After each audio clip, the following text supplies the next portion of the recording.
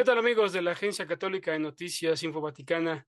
Me da mucho gusto saludarles en la ocasión de esta serie de entrevistas que estamos realizando a personajes de la Iglesia Católica Mexicana, obispos, sacerdotes, laicos, que de alguna u otra forma fueron también impactados con el reciente pontificado que ha terminado con la vida del Papa Francisco, quien falleció el lunes pasado, que ya pasó a la casa del Padre. Y tenemos con gran alegría y aprecio la presencia de un extraordinario comunicador en el episcopado mexicano, el obispo de Matamoros, Reynosa, Monseñor Eugenio Lira Rugarcía, a quien saludamos hasta allá, hasta la frontera norte de México, en su diócesis. Monseñor Lira, ¿cómo le va? Me da mucho gusto saludarle. Gracias por la Es disposición de para tiempo. mí, es para mí un gusto y honor estar con usted y con todos los amigos y amigas que nos están acompañando. Y Muchas gracias, aprovecho, si monseñor. me permite, para hacerles llegar a todos un saludo de Pascua, a pesar de la pena que nos embarga por la muerte del Papa Francisco, pero precisamente la luz de Cristo resucitado nos llena de esperanza de que el Papa ha llegado a la meta y que ahora está gozando de la presencia de Dios. Efectivamente, son estas, digamos, paradojas de la fe en las cuales hemos terminado la celebración de los misterios de la pasión, muerte y del Señor. El pasado domingo abrimos la Pascua y el Papa Francisco pues vuelve a la casa del Padre precisamente en los días que celebramos la alegría pascual. Estas son las paradojas que nos deja nuestra fe y que lo expresa muy bien Monseñor Lira. Y quisiera platicar con usted en estos momentos, unos minutos, Monseñor, sobre todo porque usted en el año 2016 fue secretario de la Conferencia del Episcopado Mexicano y le tocó la organización muy cercana de la visita del Papa Francisco a nuestro país del 12 al 18 de febrero. Fueron momentos que esperábamos todos los mexicanos. El Papa Francisco había sido electo 2 años atrás, en 2013, y esperábamos la visita del Papa Francisco. Una primera impresión, monseñor, esa visita, ¿qué recuerdos le ha dejado ahora que ya estamos en este proceso de exequias y de honras fúnebres del Papa Francisco? Pues mire, creo que lo que me dejó a mí y a muchas personas fue que el Papa Francisco nos dio un testimonio maravilloso de cercanía. Primero que nada, de cercanía con Dios. Era un hombre de Dios. Se levantaba muy temprano en Nunciatura para dedicarse a la oración y esto dejaba ver esta cercanía que él tenía con el Señor. Y precisamente como fruto de esa cercanía con Dios, tenía cercanía con la gente. Era un hombre que era capaz de detener el convoy papal para saludar a alguna persona. Nos lo hizo varias veces durante los trayectos que tuvimos en el viaje apostólico. Y también su cercanía se manifestaba en la capacidad de escucha. Recordarán ustedes que escuchó a varias familias en Tusta Gutiérrez, a varios jóvenes en el encuentro con la juventud en Morelia, siempre dispuesto a escuchar. A esa niña que le cantó el Ave María también en el Hospital Federico Gómez. El Papa mostró cercanía, cercanía de escucha, de ponerle atención a la gente. Y yo decía, esa cercanía era para acercarnos a todos a Dios, porque el Papa Francisco no venía a predicarse a sí mismo, sino venía a traernos a Jesús. Y de hecho dijo eso antes del viaje apostólico en un videomensaje que envió. Sí. ¿A qué voy a México?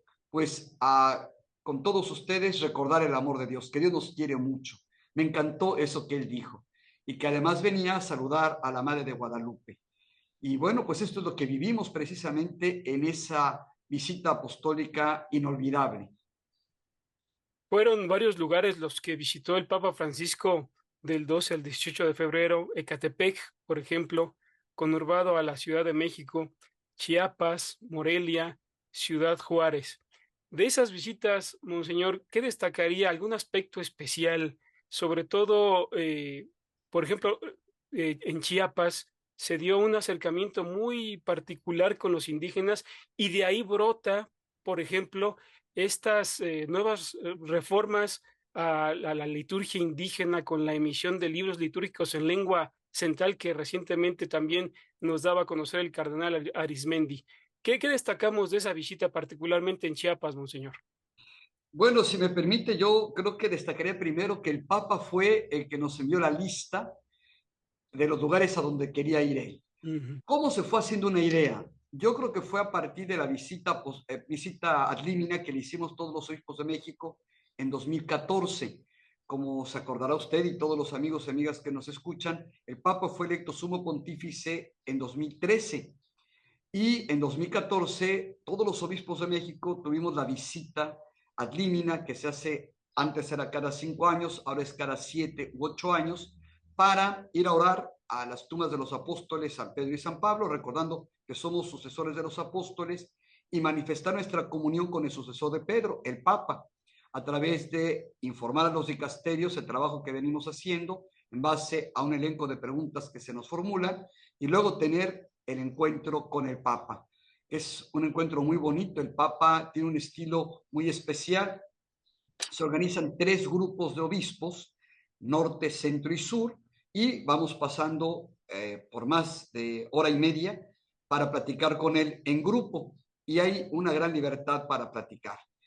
Y el Papa, ahí fue donde nos dijo, voy a México, voy a México. Él se fue haciendo la idea de los lugares que quería visitar, y así fue. El 1 de octubre, que todavía un secreto, el Papa no quería que se hiciera público hasta el 12 de diciembre de Así es. 2015, nos envió la lista y pues aparecía Ciudad de México para ir a visitar a la Madre de Guadalupe, como él le llamaba, a la Virgencita, Ecatepec, San Cristóbal de las Casas, Tuxtla Gutiérrez, Morelia y Ciudad Juárez. Hubo toda una organización muy importante con Presidencia de la República, Secretaría de Gobernación, Secretaría de Relaciones Exteriores, Estado Mayor Presidencial, con cada una de las diócesis, además de la Conferencia del Episcopado Mexicano, con los estados y municipios involucrados en la visita, para que todos trabajáramos unidos de tal manera que en este viaje pudiésemos ofrecer a todos el ambiente correcto, el ambiente ideal, y también la seguridad del Santo Padre y de todos los participantes. Esa fue una preocupación, que hubiera seguridad siempre, tanto en los lugares de los eventos como en las calles para los que formaban las vallas. Si me permite, un dato importante es que para la distribución de los lugares tuvimos que considerar las actuales normas de protección civil, que piden determinada cantidad de baños, de centros de socorro y de centros de rehidratación. Y bueno, considerando todo esto y lo que se pudo conseguir, porque fue muy difícil, ya que había que trasladar los baños, por ejemplo, a diferentes lugares, fue muy complejo. Y eso nos permitió establecer cuántas personas cabrían en cada lugar. Y en el total eran 882,225 boletos. Pero después, ya en diálogo con las autoridades civiles y con los de protección civil, pudimos admitir, ya que estaba próxima la llegada del Papa, a más personas, aunque no tuvieran boleto. Y esto nos llevó a que se incrementara el número de personas que participaron en misas y encuentros a 1,328,072 personas. Pero, repito, siempre cuidando la seguridad de todos y la Sí. atención a todos. Y bueno, fue muy bonito que la gente participó de una manera hermosísima. De acuerdo a las estadísticas, 11,501,072 personas vieron físicamente al Papa en las misas, en los eventos o en las vallas que se formaron en las calles. Y pues tuvimos la participación además de 242,066 voluntarios, personas que nos dedicaron su tiempo, su presencia. Y toda la conferencia intervino. Por ejemplo, a la Comisión Episcopal de Pastoral Litúrgica le tocó organizar todo lo que tenía que ver con celebraciones litúrgicas. Y así a cada comisión o dimensión episcopal le correspondió según el tema que tuviera lugar. Si era, por ejemplo, un encuentro con jóvenes, le correspondía a la pastoral juvenil, si era con los trabajadores, pastoral social, etcétera. Y además, pues claro, intervinieron los señores obispos y arzobispos de las diócesis anfitrionas, y también se involucró a cada provincia eclesiástica. Entonces fue pues una experiencia de iglesia maravillosa. Y desde que llegó el Papa se mostró siempre cercano, siempre amable con todos. Recordemos que él decidió no tener ningún discurso en el aeropuerto, pero sí tuvo el encuentro con la gente por las calles, y luego al llegar a la Anunciatura dijo aquella frase hermosísima: pidamos a Dios por los que nos quieren y queremos, y por los que no queremos y tampoco nos quieren. Y así nos hablaba precisamente de ese amor que Jesús nos pidió para todos. Y luego al día siguiente, pues tuvimos el encuentro en Palacio Nacional, que fue muy interesante, día 13, que era sábado. El Papa habló de la principal riqueza de México, que son sus jóvenes, porque dijo que solamente un pueblo con juventud puede mirar al futuro. Y luego habló de que cuando cada uno se centra en sus propios intereses, pues se cultiva un terreno fértil para la corrupción, el narcotráfico, la exclusión de las culturas diferentes, la violencia, el tráfico de personas, el secuestro, la muerte, el sufrimiento y que se frena el desarrollo.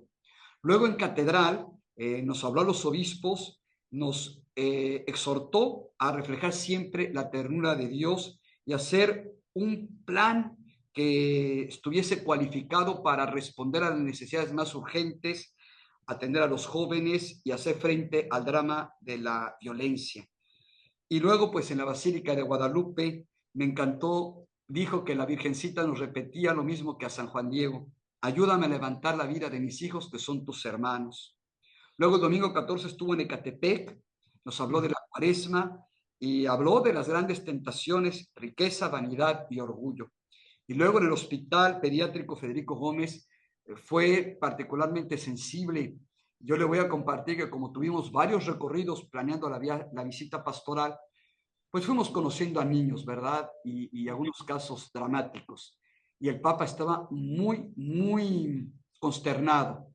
Y luego una niña le cantó el Ave María, fue muy impresionante.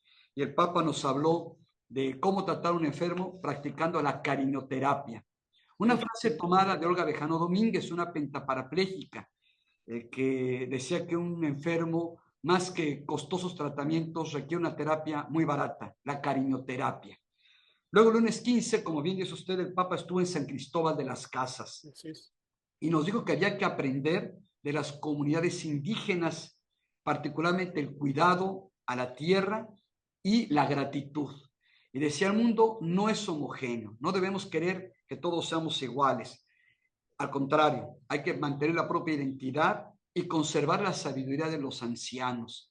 Este fue un mensaje muy bonito. Además, recordemos que pidió perdón por los malos tratos que a veces sufre la comunidad indígena. Luego, en Tuxtla Gutiérrez, escuchó a una familia con un hijo adolescente con distrofia muscular, un testimonio que a muchos que estábamos ahí junto al Papa nos sacó lágrimas, la verdad. El niño le dijo al Papa, de 14 años, un adolescente, le dijo: cuando empecé a quedarme paralizado, me sentí muy triste porque ya no podía salir a jugar con mis amigos, pero ahora salgo muy contento en mi silla de ruedas a evangelizar.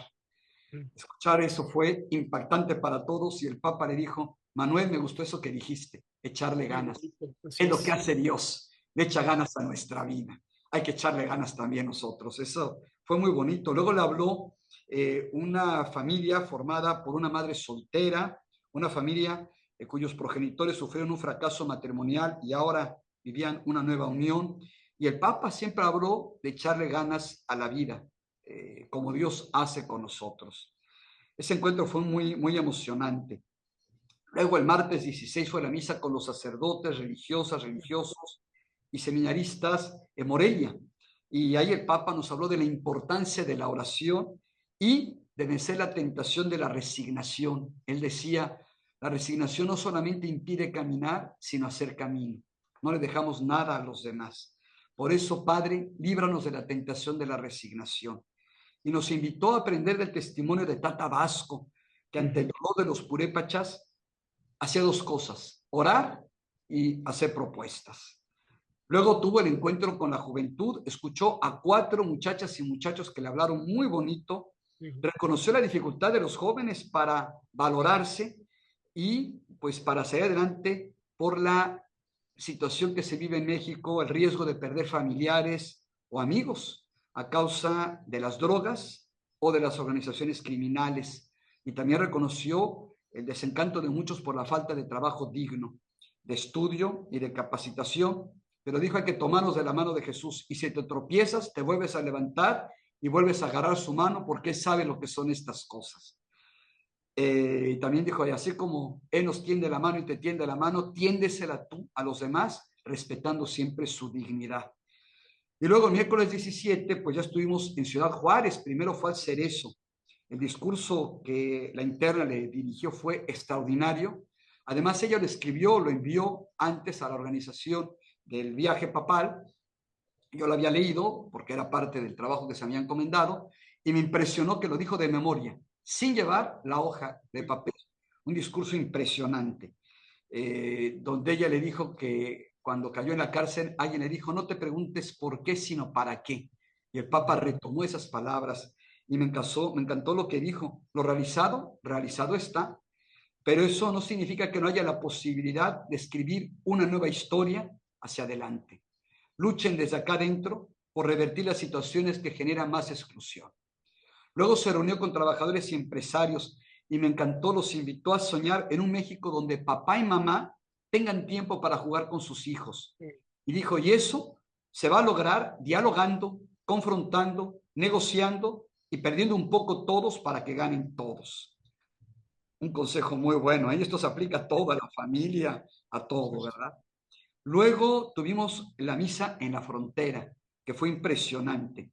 Recordemos que se puso una especie de rampa para que pudiese saludar a los fieles que estaban reunidos en El Paso, Texas.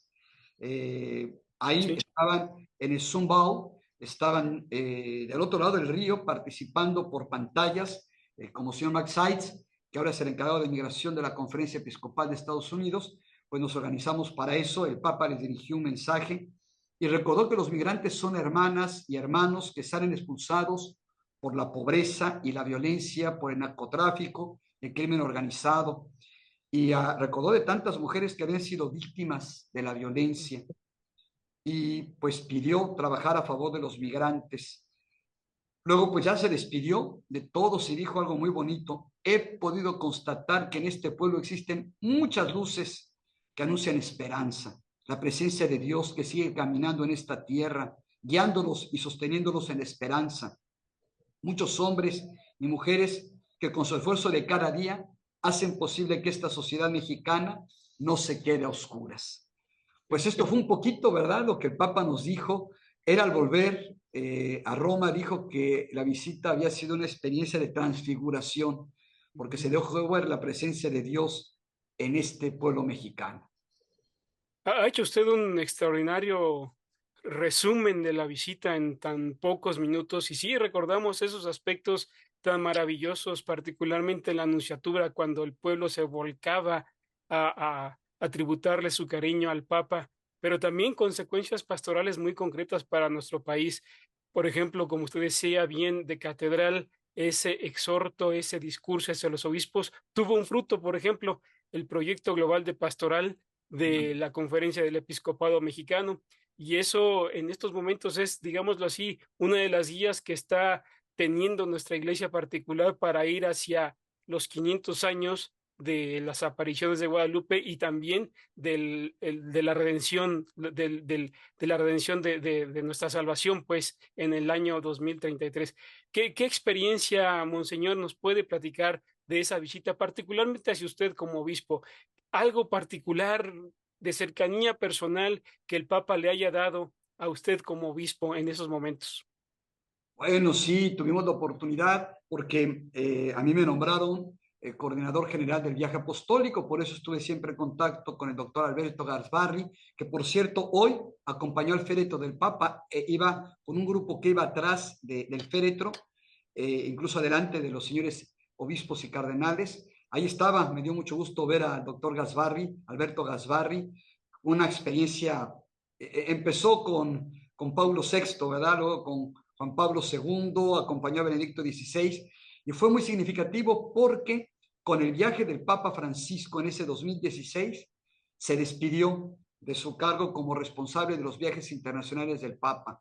El doctor Gasbarri le dijo a Santo Padre, pues no pude disfrutar a mis hijos, pero ahora quiero disfrutar a mis nietos. Y el Papa le dijo, aceptada la renuncia, ahí sí ya no puedo protestar. Eso me lo platicó el propio doctor Gasbarri. Con él hubo mucho diálogo, se compartieron muchas cosas, toda la organización, y poco antes ya de la llegada de Santo Padre, pues me notificó que el Papa había dispuesto que yo formara parte del séquito papal. Yo pues me preocupé porque dije, ¿cómo voy a estar atento de los asuntos últimos, ¿verdad? Y me dijo, para eso hay celular, para eso hay celular. Y entonces, bueno, pues Santo Padre además, como era muy sencillo, muy cercano, sí hubo momentos en que yo tuve que levantarme para alguna llamada telefónica, ¿verdad? Para ajustar algunas cosas, pero fue una experiencia muy bonita.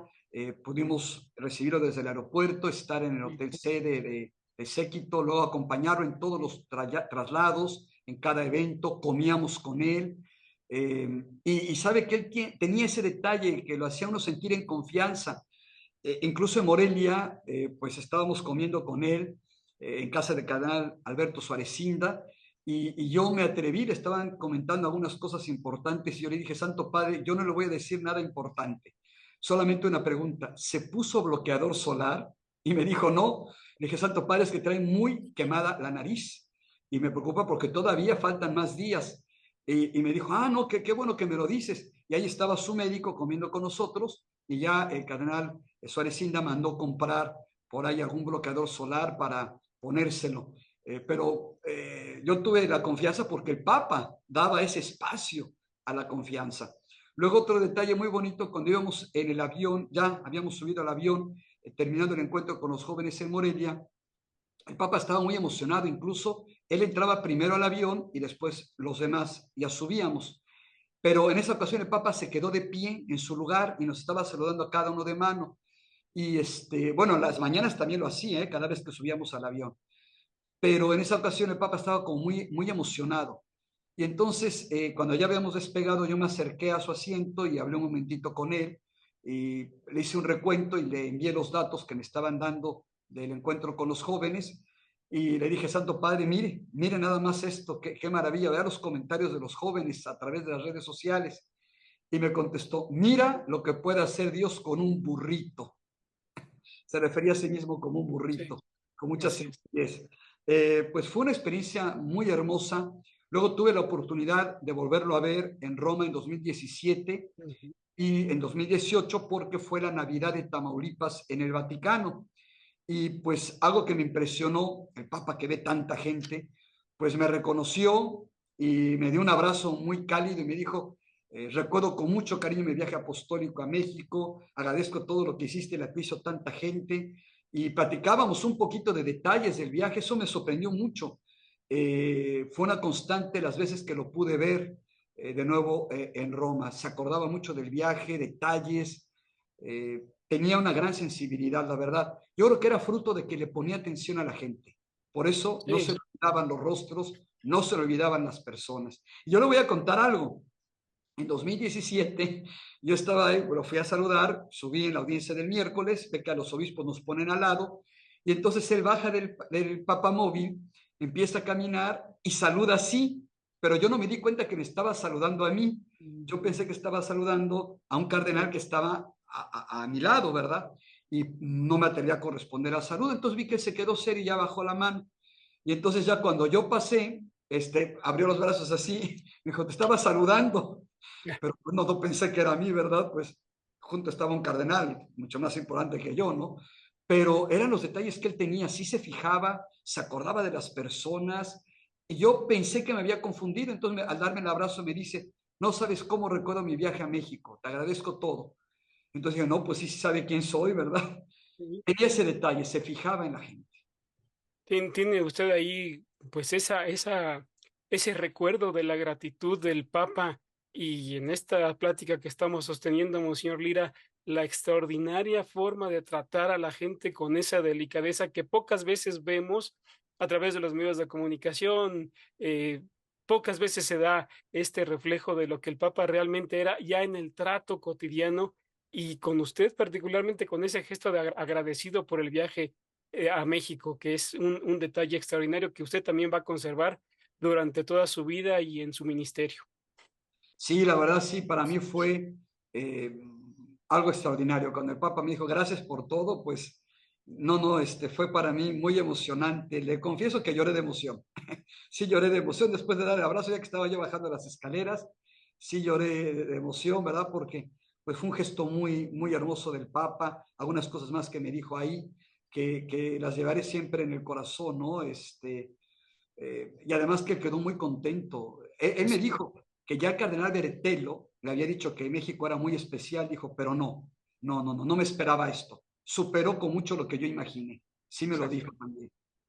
Y hay un hecho también que tal vez poco se recuerda, que antes de llegar a México, él pasó a Cuba Sí, a reunirse en un evento extraordinario que se necesita recuperar, que fue reunirse con el patriarca de Moscú, el patriarca efectivamente. Kirill.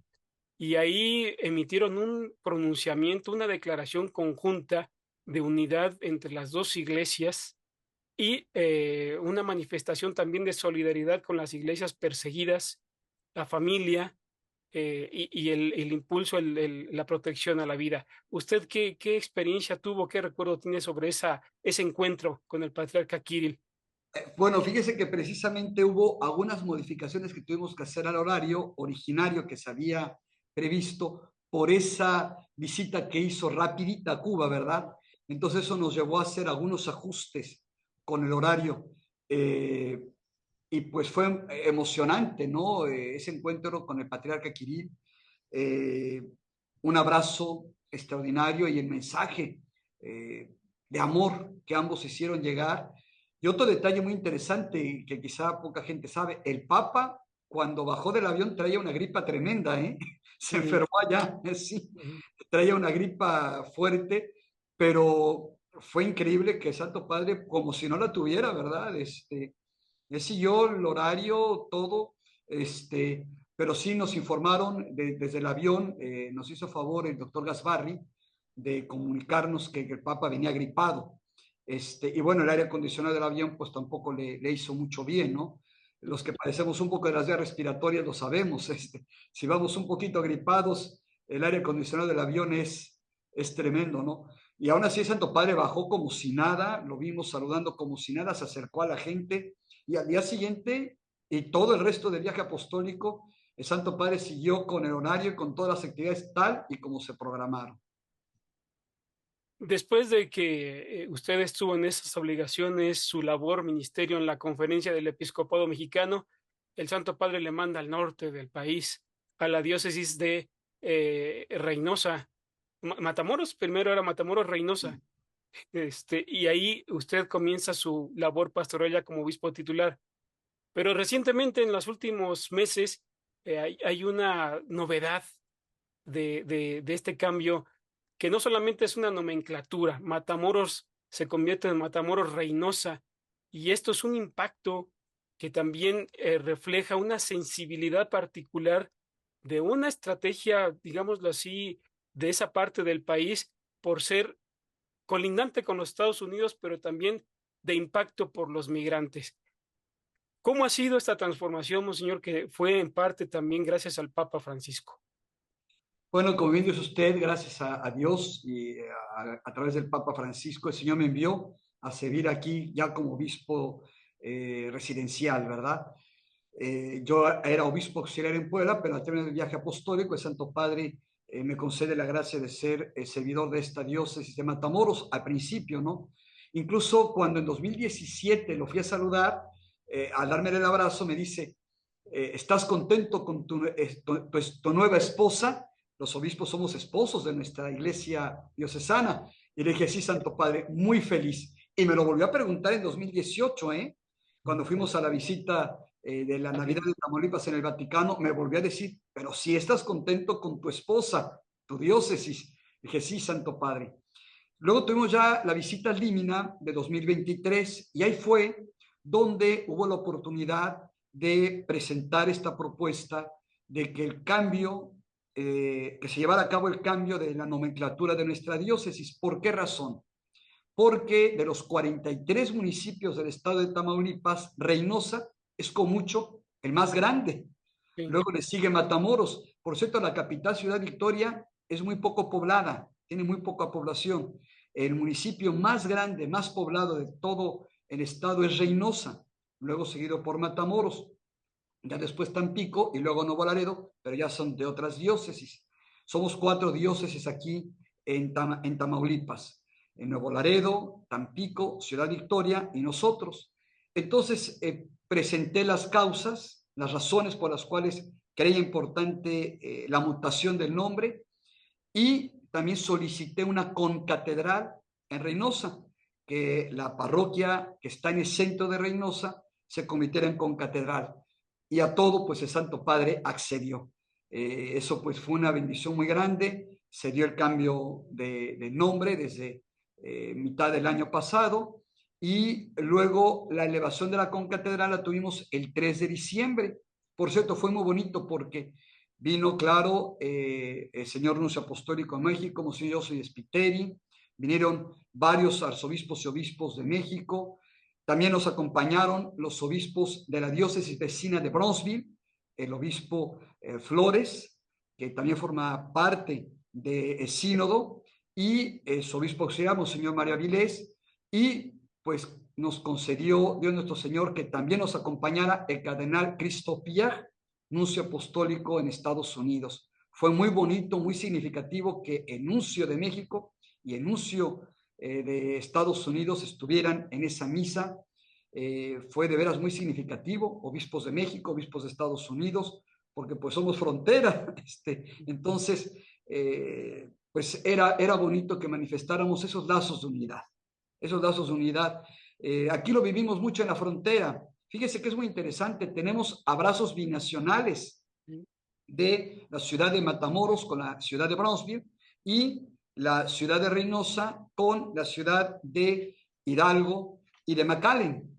Hay estas celebraciones, desde que estoy aquí hace 9 años, me hacen favor de invitarme y también al obispo de Brownsville, y todo comienza con una oración que dirigimos los obispos, respetando que algunos no son católicos, ¿verdad?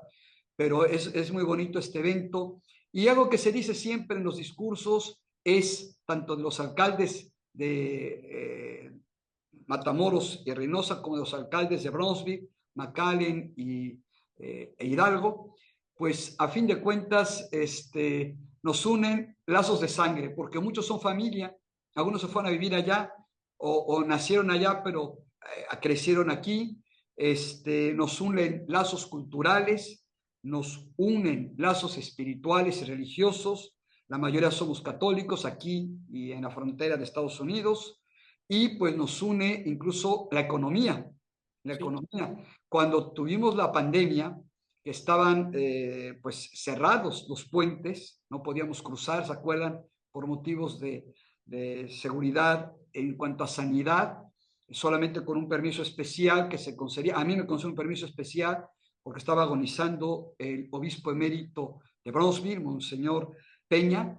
Éramos muy amigos, cada martes yo comía con él, muy amigos, y bueno, pues me avisaron, yo solicité un permiso especial, me lo concedieron, pude estrechar su mano minutos antes de que falleciera, y luego pues estar en el funeral, también me concedieron permiso para cruzar. Pero luego tuvimos un evento en Reynosa con el alcalde de Reynosa, y en aquella ocasión hemos hecho amistad con los mayors de las ciudades fronterizas, se acercaban y me decían: señor obispo, pida ya que se abra porque se nos está cayendo la economía en el sur de Estados Unidos. Vivimos de lo que ustedes pues consumen cuando cruzan. Y sí, sí, se afectó mucho. Ya cuando abrieron, pues sí, muchas personas quebraron lamentablemente, porque pues es que es la relación que tenemos también hasta en lo económico. No verlo, pues es resultado de no conocer esta realidad, ¿no? Aquí pues vivimos así muy unidos. Incluso desde, bueno, el año pasado a Monseñor Daniel Flores y a mí, la ciudad de Brownsville nos concedió un reconocimiento por el trabajo con los migrantes. Estuvimos en el City Hall y pues Claro. también nos invitaron al Día de la Oración, a dirigir la oración. Ahora la vamos a tener el día 1 de mayo. Yo ya le pedí permiso, le pedí primero su opinión al presidente de la Conferencia del Episcopado Mexicano, a Monseñor Ramón Castro, y me dijo: vaya, vaya por favor, aunque no termine de estar todos los días en la conferencia, debe estar ahí, sobre todo por estos momentos históricos que estamos viviendo, ¿no? Pero es muy bonito este encuentro, y por eso fue muy bonito que ese día de elevación de la concatedral nos acompañaran también los obispos de Texas y el nuncio apostólico en Estados Unidos, el cardenal Pierre, que ahora ya está en Roma para las exequias del Papa y participar en el cónclave. Sí, la región que usted le toca pastorear es también una conjunción de esfuerzos entre la Iglesia Católica de los Estados Unidos y los obispos de esta parte del país, los obispos, la conferencia, digámoslo así, se llaman Tex-Mex de Efectivamente, obispos, y esto efectivamente. también les ha llevado a dar pronunciamientos fuertes sobre la migración, que es un tema delicado, y que eso también me da pauta, monseñor, a preguntarle cómo ha sido después de las torrenciales lluvias que sufrió Matamoros. ¿Qué ha pasado? ¿Ya se han recuperado? Sí, mire, tuvimos unas lluvias tremendas, primero en Reynosa, que sí causaron unos estragos terribles y lo que hicimos desde un principio, yo estaba regresando precisamente de una reunión de migración donde estuvimos los obispos responsables de la migración de las conferencias episcopales de Canadá, Estados Unidos y México. Por vez primera estuvo también Canadá con nosotros y hubo una representación del Consejo Episcopal Latinoamericano de CELA. Yo venía de regreso del Paso, Museo Max Seitz promovió este encuentro, fue extraordinario, estuvo el cardenal Baggio de Dicasterio para el Desarrollo Humano Integral y concretamente el área de migración. Fue una experiencia muy bonita. Celebramos misa, por ejemplo, en el desierto, donde cruzan los migrantes. Tuvimos encuentros con los migrantes, algunos que están varados ahí, no saben qué va a ser de su situación, ¿verdad? Muy complejo el asunto. Yo venía de regreso en el aeropuerto de Ciudad Juárez cuando me entero de lo que estaba sucediendo. Pero ya había que subir al avión, logré hablar con mi vicario general, que está en Reynosa, para que me ayudara coordinando todo en lo que yo volaba. Ya cuando aterricé me comuniqué con él, ya se habían organizado algunas cosas. Tengo unos sacerdotes extraordinarios que son muy creativos y, como decimos en México, muy entrones. Ya se habían organizado, ya estaban rescatando gente, ya estaban organizando llevar ayudas, alimentos, medicamentos, ya habían puesto en algunos salones parroquiales albergues temporales. Y bueno, yo me comuniqué con el alcalde de Reynosa para que en lugar de hacer cada uno esfuerzos por su lado, conjuntáramos esfuerzos, ¿verdad? Y desde el principio lo hicimos. Yo le dije, ¿qué necesita? Me dice, necesitamos lanchas para rescatar a la gente. Ayúdenme, usted que tiene comunidades pesqueras en Matamoros y también en Camargo. Pues así lo hicimos, nos comunicamos con las comunidades pesqueras y ellos viven de la pesca, ¿eh? Y sin embargo, no solamente llevaron las lanchas, se fueron ellos y sacrificando, que de eso come, pues estuvieron ahí ayudando en las tareas de rescate y luego se quedaron para llevar alimentos a la gente. Fue francamente impresionante.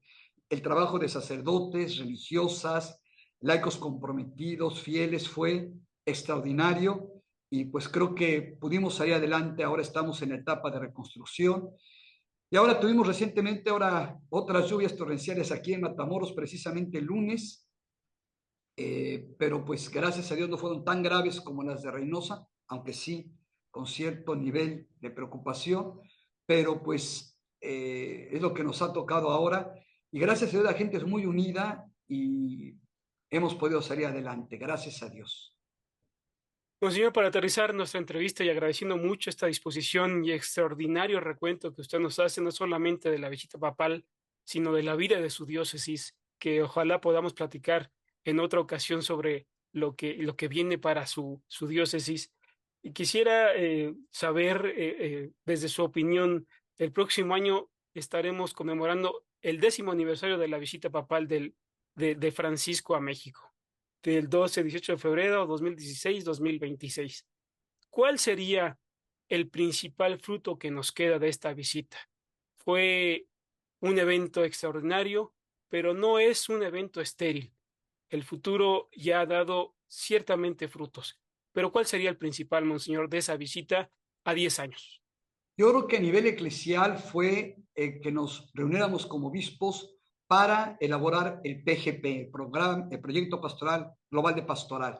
Creo que ese es un fruto maravilloso, pero también creo que hay muchísimos frutos más en los corazones de muchísima gente, frutos invisibles. ¿Se acuerda que publicamos de parte de la Conferencia del Episcopado Mexicano un libro en el que se condensan los discursos del Papa y todo lo que se le dijo al Papa también, que se llama Peregrino de Misericordia y Paz? ¿Por qué misericordia? Porque era el año jubilar de la misericordia. Y el Papa dijo, quiero ir como misionero de paz. Entonces conjuntaron las dos frases, se le propuso al Papa y dijo que estaba de acuerdo que fuera el lema. misionero de misericordia y de paz. Así. Y de hecho abrimos ese libro con un testimonio. Después de ver y oír al Papa, dan ganas de ser mejor. Eso me lo dijo una persona, por respeto no puedo decir quién, una persona laica, pero me lo dijo. Y después muchas gentes más me dijeron frases semejantes. Fue muy impresionante el ver que mucha gente sí se sintió tocada en su corazón por el Papa Francisco, que le animó a estar más cerca de Dios. Y esos frutos son tantos que sería muy difícil poder cuantificarlos, pero Dios sí sabe lo que se hizo en cada corazón. Monseñor Eugenio Lira García, agradeciendo mucho esta disposición, quisiera yo recomendar al auditorio, si es posible, que usted lea, no sé si se ve, ahí está. Así. Monseñor Lira no solamente es un extraordinario comunicador, usa las redes sociales de manera muy eficiente, sino también escritor. Y aquí tengo en las manos Comunicación Eclesial con Calidad, de Ediciones San Pablo, Publicaciones Paulinas. Ojalá usted lo pueda conseguir para conocer más de este pensamiento, de esta forma de comunicar que tiene un obispo que está peregrinando en la frontera norte y que conoció de una forma muy cercana, particular, como usted lo ha escuchado, al Papa Francisco. Monseñor Eugenio Lira, ¿algún mensaje final y su bendición, por favor? Pues me gustó mucho algo que dice el Papa en su libro Esperanza, la autobiografía, que al final diremos, no recuerdo una cosa en que no estuvieras tú. Dios siempre está con nosotros. Y esa es nuestra confianza, esa es nuestra esperanza. Él nos regaló un Papa extraordinario, nos mandará otro según su corazón. Él está siempre presente. ¿Y qué tenemos que hacer? Vivir con esa esperanza, saber que al final con Él todo acaba bien. Que nunca recordaremos un momento en que no haya estado con nosotros. Monseñor Lira, obispo de Matamoros, Reynosa, muchas gracias, agradeciendo su disposición y encomendamos también estas con nuestras oraciones a todo el pueblo de su diócesis para que, como Dios quiere, haya muchas conversiones, también la manifestación de Cristo en la frontera y que la iglesia sea presencia siempre del Evangelio, del anuncio de la buena noticia con el saludo de las Pascuas que estamos celebrando. Muchas gracias, Monseñor Lira. Muchas gracias. Que Dios lo bendiga a usted y a todos los amigos y amigas que nos han hecho favor de escucharnos. Y a ustedes, amigos y amigas, muchas gracias por el favor de su atención. Soy Guillermo Gazanini Espinosa, director de la Agencia Católica de Noticias. Nos vemos en otra ocasión, si Dios así lo quiere.